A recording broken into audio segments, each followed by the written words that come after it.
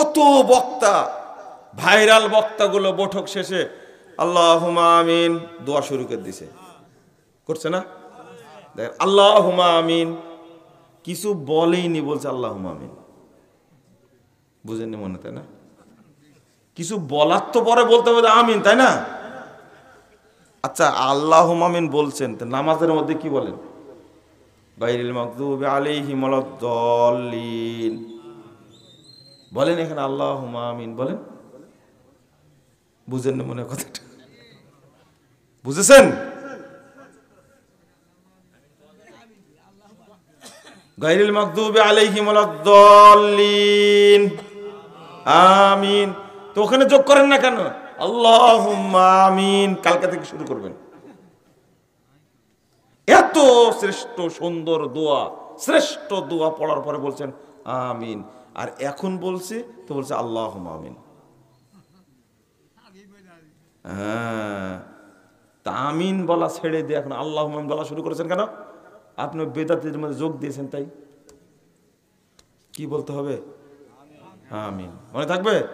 হুজুর বলতে আল্লাহুম্মা আমিন শুরু করে দিয়েছে চুপচাপ। আর সালাতে সালাম ফেরানোর পরে আসসালামু আলাইকুম রাহমাতুল্লাহ, আসসালামু আলাইকুম রাহমাতুল্লাহ, আল্লাহুম্মা আমিন, আল্লাহুম্মা আনতাস সালাম ওয়া মিনকাস সালাম ওয়া হিনা বিস সালাম ওয়া আদখিলনাল জান্নাতা দারাকা দারাস সালাম আস্তাগফিরুল্লাহ রাব্বি মিন কুল্লি যামবি ওয়া আতুবু ইলাইহি। চুপচাপ বসে আছে আর দড়ি পাকাচ্ছে। আর মুসল্লিরা বলছে আল্লাহুম্মা আমিন, আল্লাহুম্মা আমিন, কিছুই বলে না। আমি ইমাম সাহেব চুপচাপ বসে আছে। মুসল্লিরা কি বলছে? আল্লাহুম্মা আমিন। ইমাম সাহেব চুপচাপ বলছে আল্লাহ 4 মাসের বেতন বাকি, এরা টাকা পয়সা দেয় না, যাদের বেটি আছে যেন বিয়ে না হয়। আর আপনারা কি বলছেন? আল্লাহুম্মা আমিন। মজার ব্যাপার হলো, ঢাকার এক ইমাম আমাকে জিজ্ঞেস করতে, মার্কেটের সামনে দাঁড়াইছে, আচ্ছা আমরা যে চুপে চুপে এই দোয়া করি এটা আপনি কি করে জানলেন? আমি বললাম তো বাস্তবতা। ওই যে নতুন ভার্সনটা এসে খুব ভালো হয়েছে। আগে যখন জোরে মুনাজাত করতে হতো, জোরে বুঝেন, আল্লাহ সভাপতি সাহেবকে তুমি নেক হায়াত দান করো, বলে না, তাকে পূর্ণ সুস্থতা দান করে। এই প্রতি ওয়াক্তে ওয়াজ করা লাগতো, কিসের দোয়া, কিন্তু এগুলো বলা লাগে না। শুধু একবার আল্লাহ আমিন চুপ থাকে, আর ওর সাথে আমিন আমিন বলে, আর আমরা নিজের মতো দোয়া করি। সেক্রেটারির জন্য দোয়া, সভাপতির জন্য দোয়া, সদস্যের জন্য দোয়া, কে মুরগি দিয়েছে তার জন্য দোয়া, কে মেডিকেল আছে তার জন্য দোয়া। আর এখন এগুলো নাই, আল্লাহ আমিন একবার বলে চুপ। ওই যে ইমাম কি বলছে এগুলো কিছুই জানে না। কিছু না জেনে কি আমিন বলা যাবে? তো কে শিখালে এগুলো? এই যে মাজলিস শেষ হলে ইবলিস বসে আছে, মাজলিস শেষ হওয়া মাত্রই যদি খালি দড়ি পাকানো শুরু করেন, যত নেকি করলেন মাগরিবের পর থেকে সব কি হয়ে গেল? সব বাতিল, সব বাতিল। লা হাওলা ওয়ালা কুওয়াতা ইল্লা বিল্লাহ। সারাদিন সিয়াম রাখলেন, সারাদিন সিয়াম রাখলেন, এখন 6টার সময় সূর্য ডুববে, এখন নিজে বীর হয়ে গেছেন, বলছে যে এখনই করা লাগবে না, এতক্ষণ রাখতে পারলাম, আর 3 মিনিট থাকতে পারবো না। এটা কে শিখাই দিছে বলেন তো? ইবলিস। ইবলিস শিখাই দিছে। 3 মিনিট যোগ করলে এটা আল্লাহর বিধান থাকলো না, এবার কার বিধান হয়ে গেল? শয়তানের বিধান। এখন বলছে, একজন বলছে হুজুর আর 1.5 মিনিট আছে। কয় মিনিট আছে? 1.5 মিনিট আছে, মারি দেন তাড়াতাড়ি। ইফতার সামনে নিয়ে মারি দিল, আল্লাহুম্মা আমিন শুরু করে দিল। এটা কার তৈরি? ইবলিসের তৈরি। এবার দোয়া পড়ছে, ইফতারের দোয়া, আল্লাহুম্মা সুমতু লাকা ওয়া তাওয়াক্কালতু আলা রিজকিকা ওয়া আফতারতু বিরহমাতিকা ইয়া আরহামার রাহিমিন। এটা কার তৈরি? মানে সারাদিন যে সিয়ামটা রাখলো, বিদাত করে কি করে দিল? বাতিল করে দিল, সব বাতিল করে দিল। প্রত্যেকটা জায়গায় ইবলিস হাজির থাকে মানুষের আমলকে বাতিল করার জন্য, কিন্তু মানুষ বুঝতে পারে না। রাসূল সাল্লাল্লাহু আলাইহি ওয়াসাল্লাম যখনই সালাম ফিরাতেন সালাতের মধ্যে, ঘুরে বসতেন না? ঘুরে বসতেন। ইমাম সাহেব তো ঘুরে বসে না, কিবলামুখী কি বসে থাকে, শুধু আসর আর ফজরে ঘুরে বসে বিদআত করার জন্য। ফজরের সময় ঘুরে বসে, সারা বাংলাদেশে চলছে। প্রশ্ন হলো যে আপনাদের ভাইরাস হুজুরগুলো এই সমস্ত মিথ্যা কথার প্রতিবাদ করে না কেন? বলেন তো দেখি, প্রতিবাদ করে না কেন? ভাইরাস হুজুর তো অনেক আছে, প্রতিবাদ করে না কেন? এই গাজীপুরে জানে না মানে সব শয়তানি। শবে বরাতের রাত্রিতে, এটা আমি বলি বাৎসরিক বেদাত। কি বেদাত? বাৎসরিক বেদাত। শবে বরাতের রাত্রি উপলক্ষে যদি কেউ সিয়াম রাখে, যদি কেউ সালাত পড়ে, যদি স্পেশাল কোনো ইবাদত করে, সারা বছর যত শতামল করেছে সব বাতিল হয়ে যাবে, সব বাতিল হয়ে যাবে।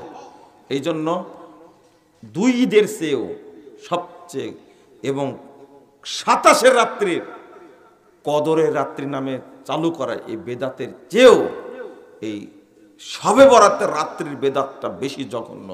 সব চলে যায় মাজারে ইবাদত করতে। কোথায়? মাজারে ইবাদত করতে যায়। লা হাওলা ওয়ালা কুওয়াতা ইল্লা বিল্লাহ, আস্তাগফিরুল্লাহ আস্তাগফিরুল্লাহ। কেন ভাইরাস হুজুর কেন বলে না?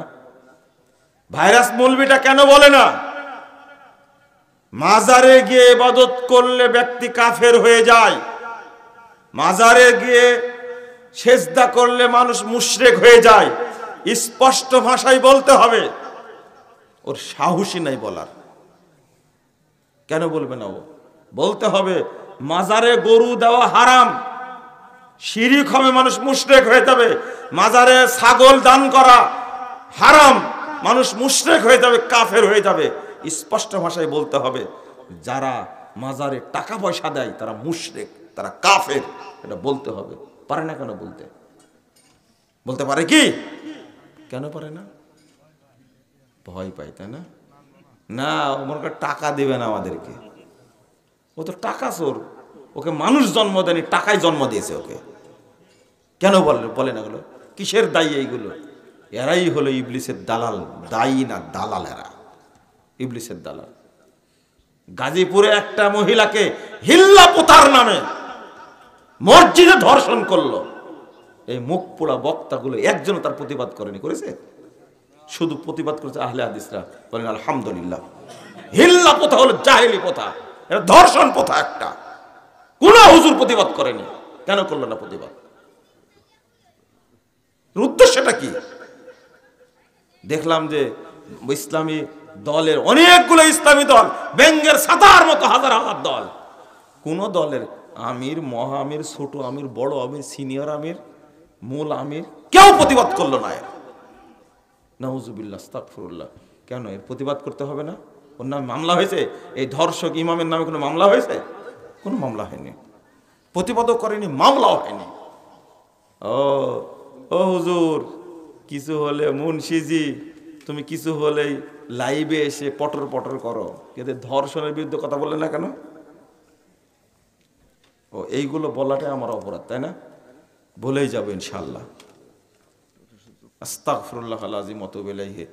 আস্তাগফিরুল্লাহ। শোনেন, প্রত্যেকটা আমল যেটা করবেন, এই আমলের নেকি এত বেশি।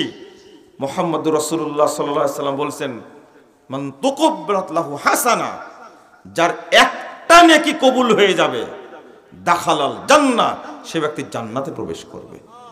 একটা নেকির দাম অনেক বেশি। এই জন্য ইবলিস শয়তান ওই আমলকে বাতিল করার জন্য চেষ্টায় থাকে সব সময়। তারাবির সালাতটা কত গুরুত্বপূর্ণ, সামনে রমাদান আসছে। তারাবির সালাতটা, তাহাজ্জুদ সালাতটা কত গুরুত্বপূর্ণ। তারাবির সালাতের জন্য দোয়া করেছে, তারাবির একটা নিয়াত তৈরি করেছে, তারাবির একটা মুনাজাত তৈরি করেছে, সব মেড ইন ইন্ডিয়া। এই তারাবির সালাতকে বাতিল করার জন্য ইবলিস এতগুলো আয়োজন করেছে। কে বুঝবে এই কথা? ইবলিস আমাদের এমন শত্রু। আল্লাহ তো বলে দিয়েছেন কিভাবে শয়তান মানুষকে ধোঁকা দেয়, কিভাবে শয়তান মানুষকে প্রতারিত করে। বলছে যে ব্যক্তি জামাতের সাথে এক ওয়াক্ত সালাত পড়বে, তার নেকি হবে 3,35,54,432 গুণ। ধোঁকা, পুরোপুরি ধোঁকা। এটা একটা আপনাদের বলবো যে সালাতের ক্ষেত্রে খেয়াল রাখবেন, ওযুর ক্ষেত্রে খেয়াল রাখবেন।